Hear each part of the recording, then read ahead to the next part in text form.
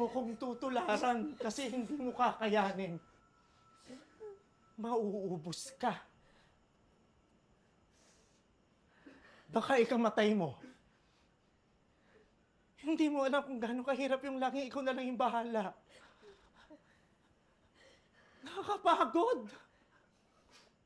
Magpapagod ka talaga. Hindi ka pwedeng magpahinga. Hindi ka pwedeng huminto para huminga.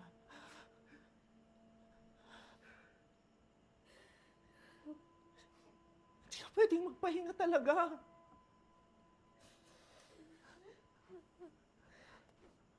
Ano ba yung pahinga? Ano nga ulit yun? Ano ba yung pahinga?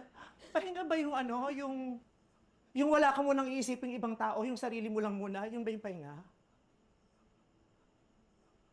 Ano ba yung pahinga, yung wala ka munang gagawin? Tapos hihiga ka lang, mananahimik ka lang kasi ang gulo-gulo na ng isip mo, litong-lito ka na. Yun ba yung pahinga? Ano ba yung ibig sabihin ng panghinga? Kasi hindi ko na alam dahil ang tagal ko nang hindi ginagawa yun eh. Ang tagal ko nang hindi nararanasan yun eh.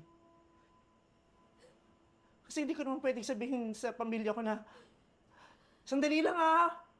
Huwag muna kayong magugutom ah! Huwag muna kayong kakain kasi pagod na pagod ako. Magpapahinga lang ako kahit sandali lang. Hindi ko pwedeng sabihin. Hindi ko pwedeng sabihin sa mga kapatid ko yung, huwag muna kayong mag-aaral ah! Sandali lang, huwag muna, itigil niyo muna yung pag-aaral niyo kasi pagod na talaga ako. Gusto ko lang magpahinga kahit sandali lang. Hindi ko yung pwedeng sabihin.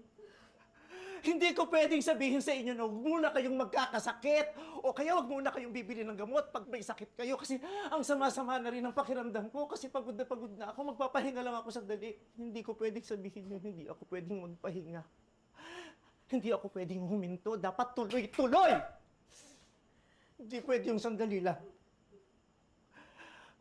Hindi ako pwedeng huminto kasi wala naman akong katuwang eh, di ba? Kung huminto ako, sinong gagalaw? Kung nagpahinga ako, sinong kikilos? Wala namang kikilos, di ba? Kasi wala naman akong backup eh. Wala akong backup kasi ako yung backup mo, baby! Tama na, Pi! Ako yung backup mo! Pi! Ako yung backup mo! Tama na, Pi! Ginawa mo akong backup! Please, tama na! Ginawa mo akong backup, tapos hindi na ka masakit. Iniwan mo ako!